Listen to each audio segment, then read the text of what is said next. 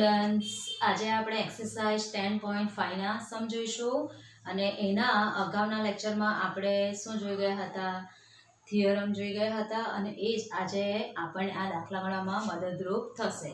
સો hopefully તમે બધાએ એ theory બરાબર રીડિંગ કરી હશે અને નોટબુકમાં લખી હશે. ઓકે, અને છતાં પણ તમને એ સમજવામાં થોડી ડિફિકલ્ટી રહે કે કંઈ પ્રોબ્લેમ રહે તો તમે મને ક્વેરી મોકલાવી શકો છો. ઓકે, સો સૌથી પહેલા આજે આપણે એક્સરસાઇઝ 10.5 નો ક્વેશ્ચન નંબર 1 જોઈશું.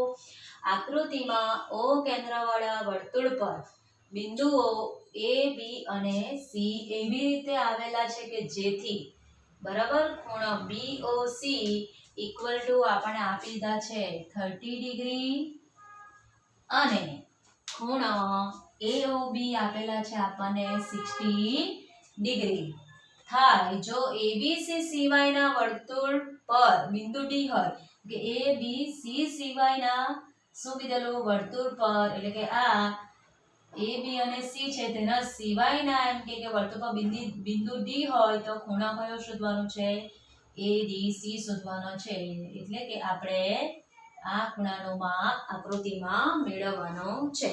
ચાલો સૌથી પહેલા તો આ દાખલા માટે આપણે એક વાત કરવાના છે કે જ્યારે સર્કલ વાળા દાખલા આવશે પરીક્ષામાં ત્યારે તમને જે ટેક્સ્ટબુકના દાખલા છે એમાં તમને આવા જે આકૃતિવાળા દાખલા છે એમાં ઓલરેડી આકૃતિ આપેલી જ હશે, પણ આગળના લેક્ચરમાં જે આપણે દાખલા ગણ્યા છે બરાબર કે વર્તુળની ત્રિજ્યા શોધવાના, વર્તુળની જીવા શોધવાનું અથવા તો કેન્દ્રથી જીવા વચ્ચેનું લંબ અંતર શોધવાનું, તો એવા દાખલામાં તમારે આકૃતિ જાતે દોરવાની રહેશે.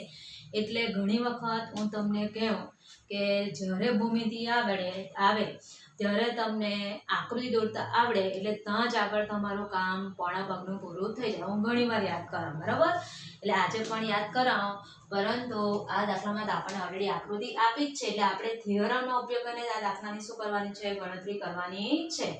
સો સૌથી પહેલા તો આપણે આકૃતિ સમજીએ કે O કેન્દ્રવાળું વર્તુળ છે, તેના પર બિંદુ A, B અને C એવી રીતે આવેલા છે કે જેથી ખૂણો BOC નું માપ આપેલું છે 30 ડિગ્રી અને ખૂણા AOB નું માપ આપી દીધું છે કે 60 ડિગ્રી અને ABC સિવાયના વર્તુળ પર શું કીધું? બિંદુ D આવેલ છે, તો ખૂણા ABC નું માપ શોધો. બરાબર, આકૃતિ સમજાઈ જાય એવી જ છે. એટલે સૌથી પહેલા આપણે સોલ્યુશનમાં શું લખશું કે આ સોલ્યુશનનું શું છે? શોર્ટ ફોર્મ છે. બરાબર, કે O કેન્દ્રિત વર્તુળ પર બિંદુઓ A, B અને C એવી રીતે આવેલા છે કે જેથી ડાયરેક્ટ પણ તમે લખી શકો બરાબર, ખૂણાનામાં અહીંથી પણ સ્ટાર્ટ કરી શકો, કંઈ વાંધો નહીં, કે ખૂણો BOC ઇક્વલ ટુ આપણને આપેલ છે 30 degree, angle AOB equal to આપેલ છે 60 ડિગ્રી, તો આપણે એંગલ ADC નું માપ મેળવવાનું છે. એટલે શું મૂકવાનું? Question mark. બરાબર, એટલે દાખલો તમે અહીંથી પણ સ્ટાર્ટ કરી શકો છો. બરાબર, કે અહીં આપણને O કેન્દ્રિત વર્તુળમાં એંગલ BOC ઇક્વલ ટુ આ એંગલ AOB બરાબર 60 ડિગ્રી અને એંગલ ADC મેળવવાનું છે. એ રીતે પણ લખી શકો છો. ચાલો સૌથી પહેલા તો આપણે આસનનો કોણ શીખલા. બરાબર, આસનનો કોણ આ રીતે, સપોઝ કે મારી પાસે આ ખૂણો ABC છે અને એ ABC ના આસનનો કોણ માટે આપણે શું છે? કિરણ BD ની રચના કરેલી, તો ખૂણો ABD અને ખૂણો DBC એ ABC ના શું થવાના? આસનનો કોણ થશે. એટલે કે ખૂણો ABC ઇક્વલ ટુ શું લખી શકીએ આપણે? Angle ABD plus angle DBC લખી શકીએ. બરાબર, એટલે આપણે આસનના કોણની મદદથી આ દાખલામાં ખૂણો AOC નું માપ મેળવી શકશું. ઓકે, એટલે લખીએ હવે એંગલ AOC ઇક્વલ ટુ શું લખાશે? Angle AOB plus angle BOC થઈ ગયું. ચલો અહીં આપણે લખવું હોય તો લખી શકીએ આસન કોણ થઈ ગયું. ચાલો આપણી પાસે AOB નું માપ આપ્યું જ છે આકૃતિમાં 60 ડિગ્રી. સિમિલરલી BOC નું માપ પણ આપ્યું છે 30 degree and 60 degree plus 30 degree is 90 degree. એટલે એંગલ AOC આપણને મળી ગયો કેટલો 90 ડિગ્રી. ચલો હવે અને અગાઉના લેક્ચરમાં જ આપણે થિયરમ 10.9 10.8 ને એ શીખી ગયા બરાબર. તો થિયરમ આપણે જે ગઈકાલે પહેલો જોયો હતો તેમાં શું કીધેલું કે વર્તુળના ચાપે બરાબર એટલે ABC વર્તુળના ચાપે કેન્દ્ર આગળ આતરેલા ખૂણાનું માપ એ તેના સિવાયના બરાબર એટલે કે તેના સિવાયના બાકીના ભાગ પર જો કોઈ બિંદુ આવેલું હોય ને તે ખૂણાનું માપ કેન્દ્ર આગળ આતરેલા ખૂણાના માપ કરતાં કેવું થાય અડધું થાય. ને એમાં તમને 3 આકૃતિ દ્વારા એ પ્રમેયની શું આપેલી હતી સમજ આપી હતી. એટલે હવે આપણે લખી શકીએ કે આમ એંગલ ADC ઇક્વલ ટુ ખૂણા ADC નું માપ કોના કરતાં અડધું થશે 1/2 કેન્દ્ર આગળ કયો ખૂણો બને છે આ વર્તુળનું શું છે કેન્દ્ર O બરાબર છે. ખૂણો કયો બને છે AOC 1/2 ઇન્ટુ એંગલ AOC. ચાલો AOC આપણે મેળવેલો જ છે કેટલો 90 ડિગ્રી એટલે 90 ના અડધા થવાના 45 ડિગ્રી એટલે આપણને આપણો આન્સર મળી ગયો બરાબર. લખી દેવાનું છે આન્સર. આથી ખૂણા ADC નો માપ 45 ડિગ્રી મળે છે. ઓકે ચાલો હવે આ થિયરમ પરથી આપણે શું એક જ દાખલા આપણે ગણતરી કરીએ તો આપણને આગળ આવી જ ગયું હતું ઓલરેડી. ઓકે સો હવે આપણે નેક્સ્ટ ક્વેશ્ચન જોઈશું.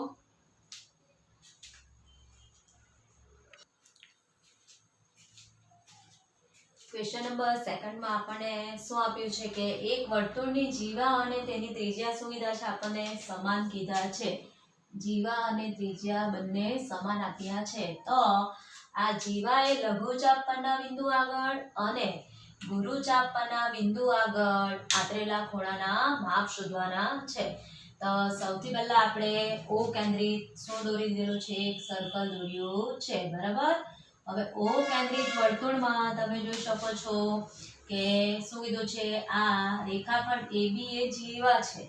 રેખાખંડ AB જીવા અને વર્તુળની ત્રિજ્યાઓ થવાની OA અને OB તેમજ લઘુચાપ થશે. લઘુચાપ એટલે આપણને ખબર ને કે જીવા લઘુચાપ એટલે કે વર્તુળ પરના બે બિંદુ વચ્ચેના વર્તુળના વચ્ચેના ભાગને એટલે કે વર્તુળના ભાગને શું કહેવામાં આવે ચાપ બરાબર. લઘુચાપ લઘુચાપ એટલે થશે ચાપ ACB એ થશે લઘુચાપ આકૃતિમાં અને ચાપ ADB એ થશે ગુરુચાપ થશે.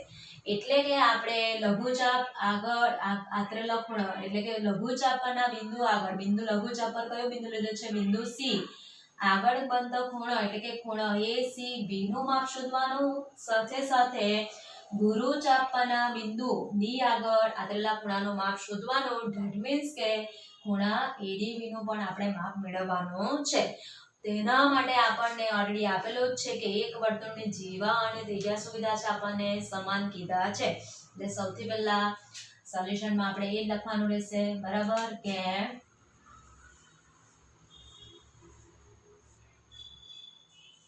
O કેન્દ્રિત વર્તુળની જીવા AB અને ત્રિજ્યાઓ ચાલો ત્રિજ્યાઓ કઈ છે આપણે આકૃતિમાં કીધી OA અને OB છે અને ત્રિજ્યાઓ OA અને OB છે તથા લઘુચાપ ACB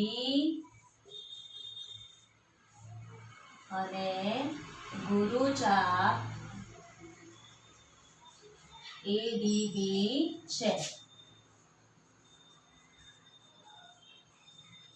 હવે આપણે એ જ શોધવાનું છે લઘુચાપ અને ગુરુચાપ પરના એટલે કે ગુરુચાપ પરના બિંદુ આગળ બનતા શું શોધવાના? ખૂણાઓના માપ. એટલે મેળવવાનું શું છે? એંગલ એસીબી અને એંગલ એડીબી મેળવવાનો છે.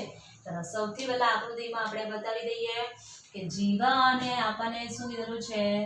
ત્રિજ્યા કેવા કીધા છે? સમાન. જોઈ શકો છો ઓએ ઓબી અને એબી ના માપ કેવા કીધા છે? આપણને સમાન કીધા છે. એટલે લખીએ હવે વર્તુળની એક જ વર્તુળની અથવા તો વર્તુળની જીવા અને ત્રિજ્યા સમાન છે માટે ચાલો લખીએ OA equal to OB equal to વર્તુળની જીવા AB. થઈ ગયું? માટે લખીએ કયો ત્રિકોણ? ત્રિકોણ OAB અથવા તો AOB. માટે ત્રિકોણ AOB એ સમબાજુ ત્રિકોણ છે. ચાલો હવે આપણે 7મા ચેપ્ટરમાં શીખી ગયેલા કે જો ત્રિકોણની ત્રણેય બાજુ કેવી હોય? સમાન હોય તો તેની સામેના ખૂણાના માપ પણ કેવા થશે? સમાન થશે. અને સમબાજુ ત્રિકોણ એ શું બનશે? સમકોણ ત્રિકોણ બની જશે. કારણ કે OA OB અને AB ના માપ આપણને કેવા કીધા છે? સમાન. માટે ત્રિકોણ કેવો થવાનો? સમબાજુ. એટલે હવે આપણે લખશું કે સમબાજુ ત્રિકોણ છે માટે ત્રણે ત્રણ ખૂણાના માપ કેવા થશે? સરખા. એટલે કે angle AOB equal to angle OAB equal to angle OBA. સમકોણ ત્રિકોણના દરેક ખૂણાનું માપ કેટલું હોય છે? 60 ડિગ્રી હોય છે. બરાબર છે? ચાલો એટલે કે ખૂણો AOB આપણને મળી ગયો કેટલો? 60 ડિગ્રી. એટલે હવે આપણે આરામથી લખી શકીએ આમ ખૂણો ADB ખૂણા ADB નું માપ એ ખૂણા AOB ના માપ કરતા કેવું થવાનું? અડધું. બરાબર? ચાલો અહીંયા આપણે કયો થિયરમ લખશું? By theorem 10.8. બરાબર? આગલા દાખલામાં જે આપણે થિયરમનો ઉપયોગ કર્યો એ થિયરમનો અહીં ઉપયોગ કરવાનો છે. કે શું કીધેલું છે કે વર્તુળના ચાપે વર્તુળના કેન્દ્ર આગળ આતરેલા ખૂણાનું માપ એ બરાબર ચાપ સિવાયના બાકીના બિંદુ એટલે કે વર્તુળ પરના બાકીના ભાગ પર જે બિંદુ આગળ આતરેલો ખૂણો હોય બરાબર એટલે કે બાકીના બિંદુ આગળ આતરેલા ખૂણાના માપથી કેવું હોય છે? બમણું હોય છે. થિયરમ 10.8 નું સ્ટેટમેન્ટ તમારે લખવું હોય તો તમે લખી શકો છો. ઓકે ચાલો લખીએ માટે અથવા ઇક્વલ ટુ 1/2 એંગલ AOB આપણી પાસે છે જ કેટલું? 60 ડિગ્રી. બરાબર? એટલે થઈ ગયું આપણને એંગલ ADB નું માપ મળી ગયું કેટલું? 60 ના અડધા કેટલા થવાના? 30 ડિગ્રી. ચાલો હવે આપણે ગુરુચાપ આગળના એટલે કે ગુરુચાપ પરના બિંદુ આગળના ખૂણાનું માપ મેળવી લીધું કેટલું? 30 ડિગ્રી. હવે કયું મેળવવાનું છે? લઘુચાપ પરના બિંદુ આગળ ખૂણાનું માપ. તો તેના માટે તમે જોઈ શકો છો આકૃતિમાં કે ચતુષ્કોણ DACB દેખાય છે બધાને અથવા તો ACBD ચક્રીય ચતુષ્કોણ. બરાબર?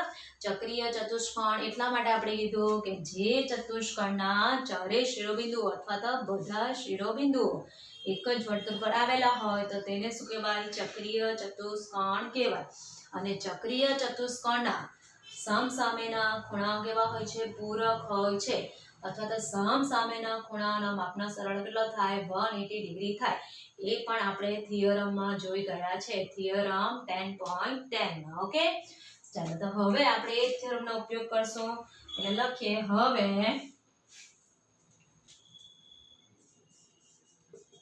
ચક્રીય ચતુષ્કોણ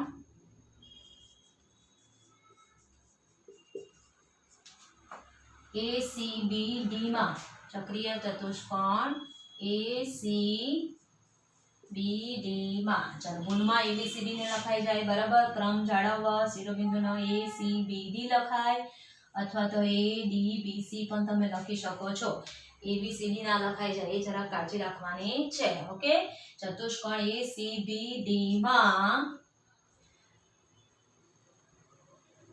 સામસામેના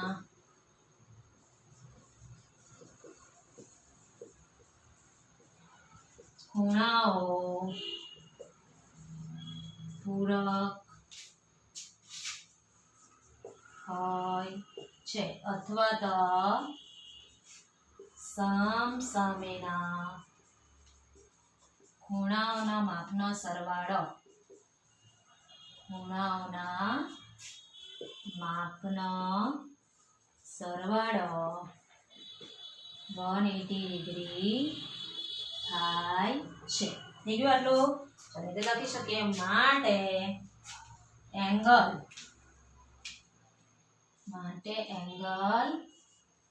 ADB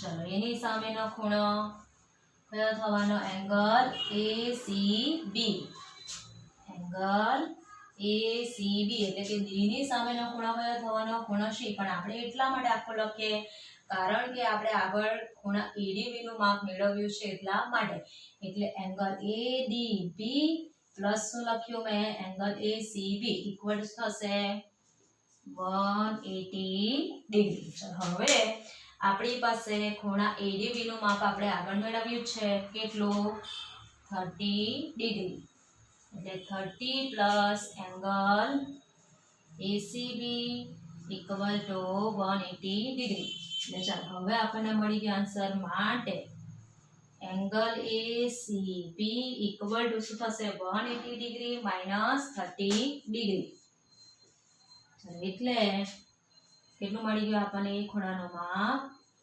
150 ડિગ્રી ઓકે હવે એકદમ કેવો છે દાખલો સહેલો છે ખાલી એક વસ્તુ યાદ રાખવાનું કે જીવા અને ત્રિજ્યા જ્યારે સમાન થાય વર્તુળમાં બીજા કોઈ દાખલામાં પણ ત્યારે તે ત્રિકોણ કયો બની જાય સમબાજુ ત્રિકોણ બને અને સમબાજુ ત્રિકોણ એટલે એ કયો થવાનો સમકોણ ત્રિકોણ થશે અને સમકોણ ત્રિકોણના દરેક ખૂણાનું માપ કેટલું થાય 60 ડિગ્રી થાય એટલું યાદ રાખવાનું અને સાથે સાથે બીજું શું યાદ રાખવાનું ચક્રીય ચતુષ્કોણના સમસામેના ખૂણા કેવા હોય છે પૂરક હોય છે આ બે વાત તમારે ખાસ આ દાખલા માટે યાદ રાખવાની રહેશે અને શોર્ટ ક્વેશ્ચનમાં પણ કામ આવવાનું છે ઓકે ચલો હવે લાસ્ટલી તમારે આમાં આન્સર જાતે લખી દેવાનો રહેશે કે શું લખવાનું કે વર્તુળની એટલે જીવા એ લઘુચાપ પરના વર્તુળની જીવા એટલે કયો AB બરાબર વર્તુળની જીવા AB એ લઘુચાપ પરના બિંદુ C આગળ આતરેલા ખૂણાનો માપ 150 ડિગ્રી મળે છે અને ગુરુચાપ પરના બિંદુ D આગળ આતરેલા ખૂણાનો માપ 30 ડિગ્રી મળે છે ઓકે ચલો હવે આપણે ક્વેશ્ચન નંબર 3 જોઈશું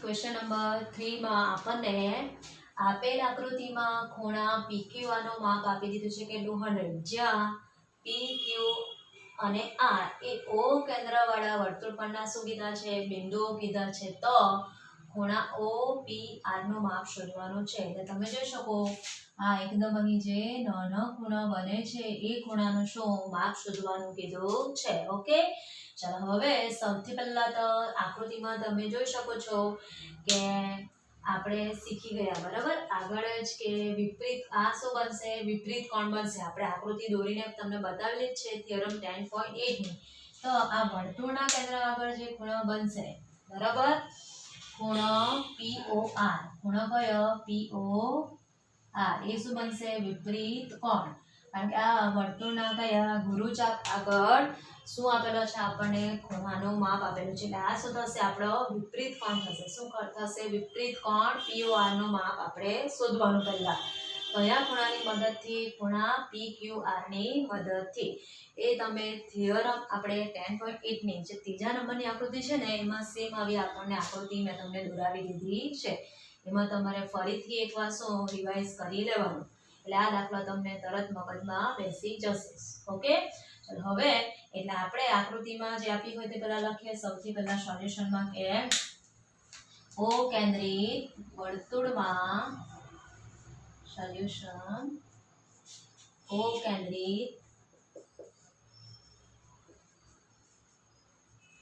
વર્તુળ પર બિંદુઓ P, Q અને R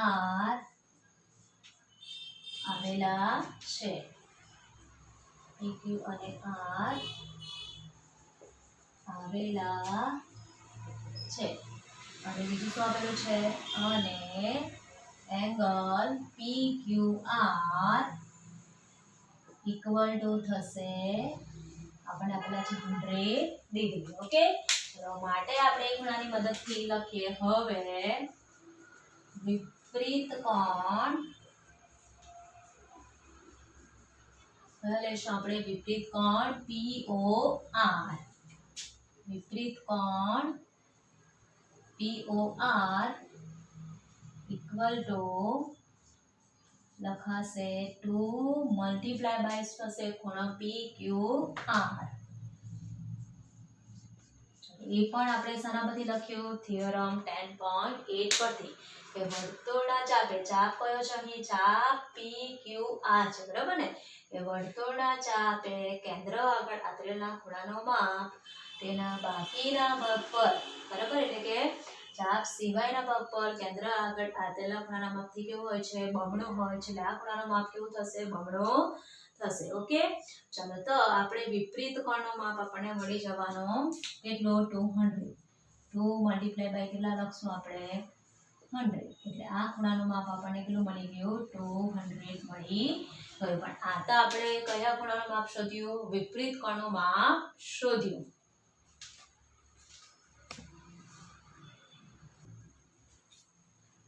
હવે આપણે કયા ખૂણાનો પણ માપ જોઈશે આપણને? POR. લખીએ હવે ખૂણો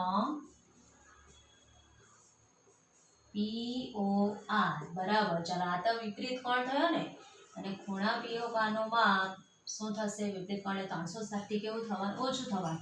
એટલે 360 ડિગ્રી માઇનસ શું કરવા પડશે આપણે? 200. એટલે કેટલા મળશે આપણને? 160. બરાબર, 160 ડિગ્રી મળી ગયું. બરાબર, માપ ખૂણા POR નું માપ આપણને કેટલું મળ્યું? 160 ડિગ્રી. ખ્યાલ આવે છે બધાને? ચાલો, હવે આપણે કયા ખૂણાનું માપ શોધવાનું છે? ખૂણા OPR નું માપ શોધવાનું. તો તેના માટે આપણને વર્તુળની શું આપેલી છે? તમે જોશો ત્રિજ્યા આપી જ છે. OP અને OR એ શું કહેવાશે? વર્તુળની ત્રિજ્યાઓ છે. બરાબર, આ વર્તુળનું શું છે? કેન્દ્ર. બરાબર છે.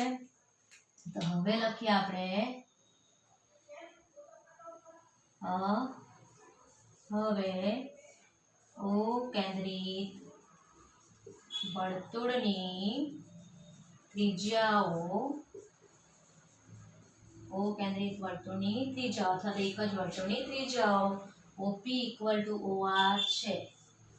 OP ઇક્વલ ટુ OR હોવાથી ચાલો હવે આપણે જરાક 7મા ચેપ્ટર પર ફરીથી આવી જવું પડશે. કારણ કે તમે જોઈ શકો ત્રિકોણ POR છે. બે બાજુના માપ કેવા છે? સરખા. બરાબર, OP અને OR. તો તેની સામેના ખૂણાઓના માપ કેવા થશે? સરખા થશે. બાય થિયરમ 7.3 કે સમદ્વિ બાજુ ત્રિકોણમાં જે બે બાજુ સમાન હોય તો તેની સામેના ખૂણાના માપ કેવા થશે? સમાન થશે. એટલે આપણે એ પ્રમેયનો ઉપયોગ કરીને લખશું હવે કે OP ઇક્વલ ટુ OR હોવાથી એંગલ OPR ઇક્વલ ટુ શું લખાશે? Angle ORP. એના માપ કેવા થવાના? સરખા થવાના. બરાબર, ચાલો હવે લખીએ માટે ત્રિકોણ POR માં angle OPR plus angle POR plus angle આપણે લખ્યો કયો? OPR. હવે બાકી રહ્યો POR ને ORP. બરાબર, અથવા તો PRO પણ લખી શકો. ORP ત્રિકોણના ત્રણેય ખૂણાના માપનો સરવાળો કેટલો થશે 180 ડિગ્રી થાય. હવે થઈ ગયું. હવે આ બે ખૂણાના માપ તો કેવા છે આપણને સરખા કીધા છે. ખૂણો OPR અને ખૂણો કયો ORP ના માપ તો કેવા છે સરખા. અને આપણે કયા ખૂણાનું માપ શોધવાનું છે તો ખૂણા OPR નું માપ શોધવાનું છે એટલે આપણે તેમનું તેમ જ રવા દઈએ. અને ખૂણા POR નું માપ આપણે મેળવેલું છે 160 ડિગ્રી. આની જગ્યા પર ORP ની જગ્યા પર આપણે શું લખી શકીએ એંગલ OPR લખી દઈએ. બરાબર. ચાલો ઇક્વલ ટુ 180 ડિગ્રી. બરાબર છે.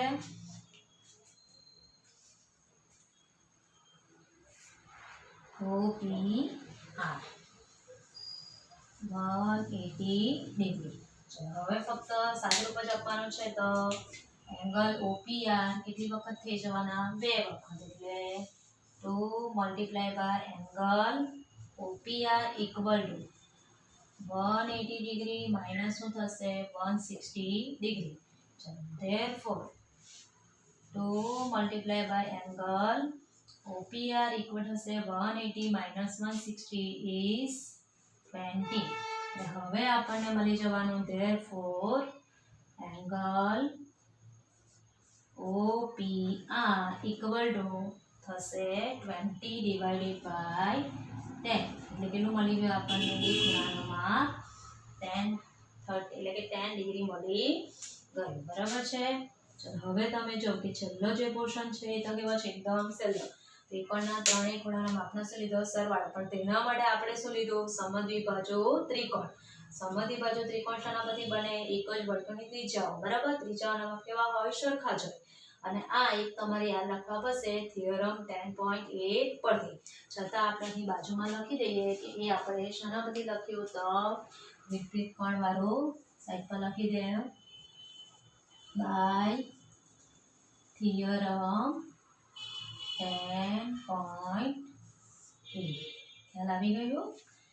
હવે દાખલો બાકી કેવો છે એકદમ સહેલો છે. દાખલાની ગણતરી કેવી એકદમ તમે જો કે સહેલી જ છે. કંઈ કરવાનું નથી. ચલો હવે આમાં બીજું તમને ઓપ્શન આપું કે તમે x ધરીને પણ દાખલો કરી શકો છો. એટલે જ્યાં અહીં આપણે OPR છે ત્યાં શું થશે x. પછી છેલ્લે પાછું તમારે OPR ની જગ્યાએ એટલે કે x બરાબર OPR લખીને દાખલો ગણવાનો થઈ શકે. ચલો અહીં આપણે તમને અથવા કરીને લખી જ આપું અથવા તો તમે આ રીતે પણ કરી શકો OPR equal two angle ORP બરાબર x ધરો. એટલે x ધરીને પણ તમે દાખલો કરી શકો છો. ઓકે. ચલો તો હોપફુલી આજના 3 દાખલા તમને બરાબર સમજાયા હશે. અને હવે આપણે નેક્સ્ટ લેક્ચરમાં આપણે એટલે કે આજે 10.5 એક્સરસાઇઝ છે એમાંના જે દાખલા કેન્સલ કરેલા છે ને એ હું તમને કરાવીશ. પરંતુ એક્ઝામ માટે આપણે તેની તૈયારી કરવાની નથી. એક્ઝામ માટે આપણે 10.5 ના કેટલા દાખલા કરવાના છે 3 દાખલાની ગણતરી કરવાની. પણ આપણે જે થિયરી કરાવી છે એના આધારિત આના પછીના જે દાખલા છે બરાબર તે આપણે જોઈશું. બરાબર. અને હવે આપણે આજે આપણું આ બધું જ ચેપ્ટર ટેક્સ્ટ બુકનું આપણું બધું પૂરું થઈ ગયું. હા ઉદાહરણ છે એ પણ હું તમને પછીના લેક્ચરમાં જ કરાવીશ. તો આજ સુધીનું તમારે બધું જ કામ બરાબર એટલે જેટલા વિડીયો લેક્ચર્સ છે વર્તુળના એ બધા જ નોટબુકમાં લખાઈ ગયા હોવા જોઈએ. છતાં પણ કંઈ ના ખબર પડે તો પૂછી શકો છો. સો હવે આપણે બધા નેક્સ્ટ લેક્ચરમાં મળશું. Bye bye and thank you everyone.